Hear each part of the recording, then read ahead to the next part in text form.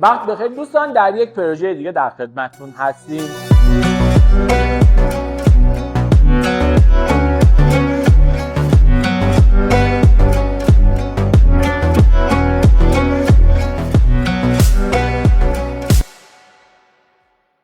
متراژ 230 متر، زیربنا 3 خواب، تک واحدی به صورت صفر از کارفرمای محترم تحویل گرفتیم به سبک نئوکلاسیک طراحی و اجرا شده و امروز اینجاییم تا تحویل کارفرمای محترم بدیم. متریال آشپزخونه و کیوم سوپرمات مغزه MDF 18 میل.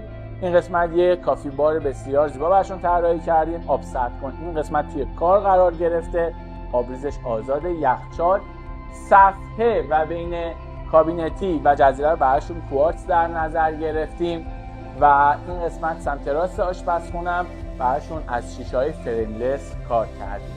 همونجور که خدمتتون گفتم پروژه به سبک نئوکلاسیک کامل دیزاین شده. در ادامه این ویدیو با ما همراه باشید.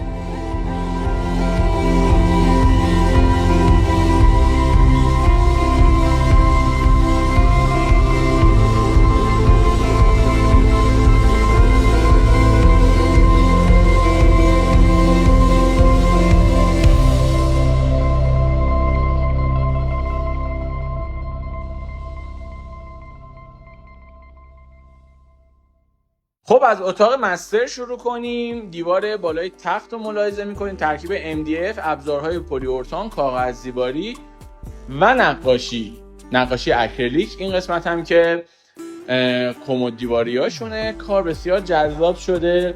سرویس بهداشتی این قسمت یه حالت انباری براشون در نظر گرفتیم و سرویس بهداشتی هم که کامل براشون دیزاین شده.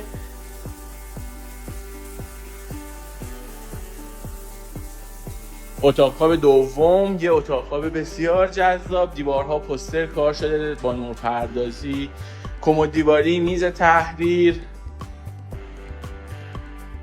و باز کمد دیواری دیگه این قسمت داریم. این قسمت هم اتاق آخر باز کاغذ دیواری داریم، ابزارهای پلی‌اورتان، نورپردازی، میز تحریر رو براشون اجرا کردیم.